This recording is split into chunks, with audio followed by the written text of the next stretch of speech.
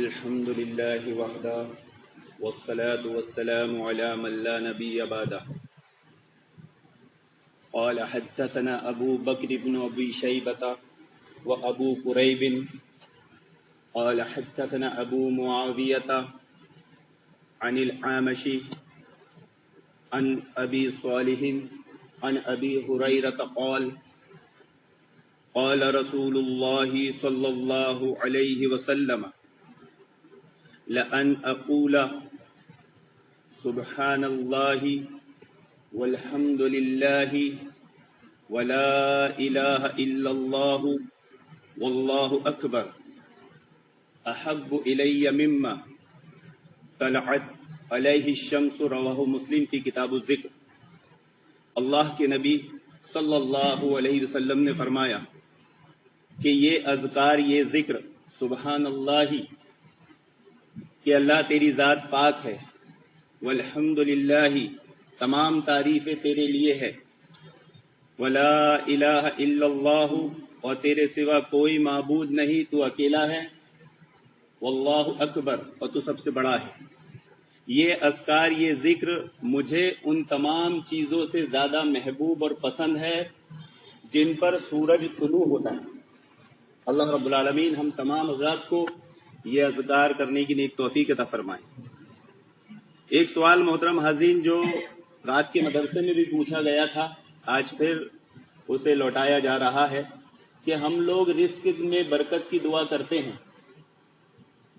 تو رزق میں برکت ہو رہی ہے، دکھائی دے رہی ہے یا کمی آ رہی ہے؟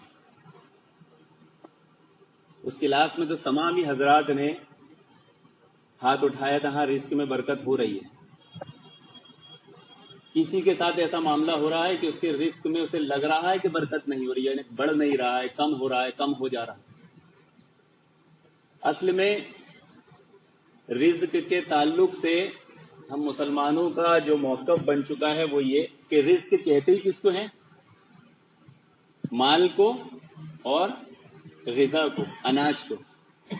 جبکہ رزق علم کو بھی کہتے ہیں، صحت کو بھی کہتے ہیں، نصیب کو بھی کہتے ہیں، وقت کو بھی کہتے ہیں. اگر ان ساری چیزوں میں اضافہ ہو رہا ہے اور آپ یہ دعا کر رہے ہیں کہ اللہ میرے رزق میں برکت دے، تو آپ کے رزق میں برکت ہو رہی ہے. لیکن مسئلہ یہ کھڑا ہو رہا ہے کہ ہم صرف مال میں اضافے کو دیکھتے ہیں اور سمجھتے ہیں کہ برکت ہو رہی ہے، اور نہیں ہو رہی ہے تو نہیں ہو رہی. اگر آپ کی روزی میں برکت نہیں ہو رہی ہے، کام دھندہ بند ہے، ریسیشن کا ٹائم ہے، لاک ڈاؤن کا ٹائم ہے، لیکن اس درمیان اگر آپ کے علم میں اضافہ ہو رہا ہے تو رزق میں برکت ہے. خوشگواری کے اسباب میں تنہائی میں کتاب کا مطالعہ کریں. عنوان کیا ہے؟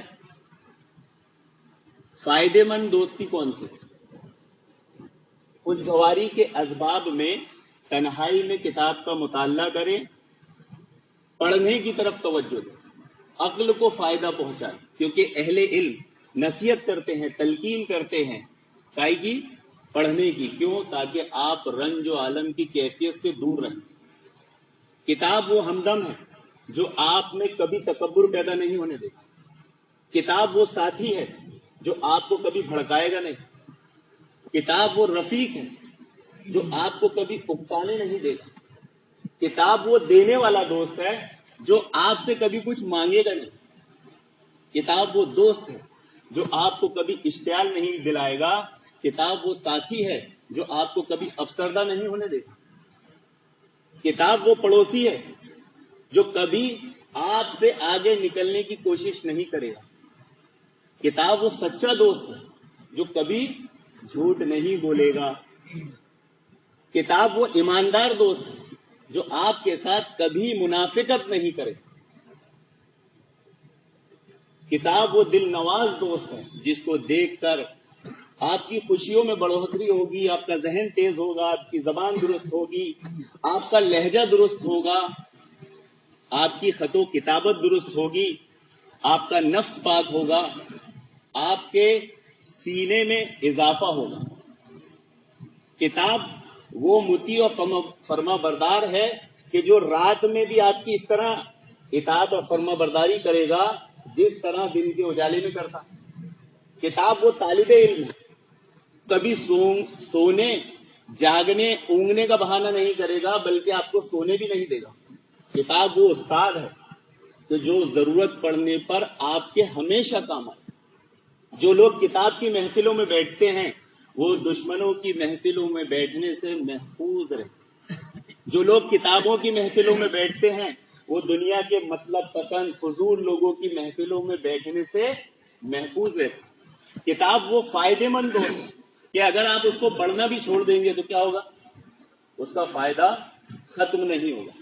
کتاب وہ چپکو دوست ہے کہ اگر آپ اس سے دور جائیں گے تب بھی وہ آپ کا کہنا مانے گا۔ کتاب وہ وقت پہ کام آنے والا دوست ہے کہ جب آپ کی ہوا اکھڑ جائے گی تب بھی وہ آپ کی مخالفت نہیں کرے گا۔ اس لیے کتاب سے جڑ جانا، کتاب سے نسبت رکھنا، کتاب کی مطالعے کی طرف جانا، یہ انسان کے لیے بڑی ہی سلامتی اور غنیمت کی بات ہے۔ کتاب کا کوئی فائدہ نہ ہو، صرف اتنا فائدہ مل جائے کہ انسان اپنے دروازے پر بیٹھ کر آنے جانے والے لوگوں کو دیکھنے سے بچ جائے، یہ بہت بڑی سلامتی اور غنیمت کی بات ہے۔ کیوں؟ کیونکہ برے لوگوں کی ہم نشینی سے حقوق کی خلاف ورزی ہوتی۔ کتاب کی محفل کو چھوڑ کر جو لوگ برے لوگوں کی محفلوں میں بیٹھتے ہیں وہ جانتے ہیں کہ انہیں لو لعاب، غیر ضروری باتیں، بد اخلاقیوں کے سوا کچھ دیکھنے کو نہیں ملتا۔ کتاب کی محفل میں اصل اور فرا کا حصول ہے۔ کتاب کی محفل وہ بابرکت محفل ہے جو آپ کو دنیا کی ساری برائیوں سے بچا سکتی ہے۔ اگر آپ کتاب سے اپنا تعلق جوڑ لیں، کتاب آپ کو دنیا سے بے نیاز کر دے گی۔ اس لیے وقت گزارنے کے لیے سب سے بہترین ذریعہ، سب سے بہترین طریقہ ہے کتب بینی کی جائے۔ اس سے عقل میں اضافہ ہوتا ہے، فہم میں بڑھوتری ہوتی ہے، اور یہ اپنی آبرو کی حفاظت اور دین کی اصلاح کا سب سے بہترین ذریعہ ہے۔ علم میں بھی ہے سرور، لیکن یہ وہ جنت ہے جس میں حور نہیں۔ اللہ رب العالمین سے دعا ہے کہ اللہ رب العالمین ہم تمام لوگوں کو کتاب سے دوستی کرنے کی نیک توفیق عطا فرمائے۔ آمین یا رب العالمین۔ وآخر دعوانا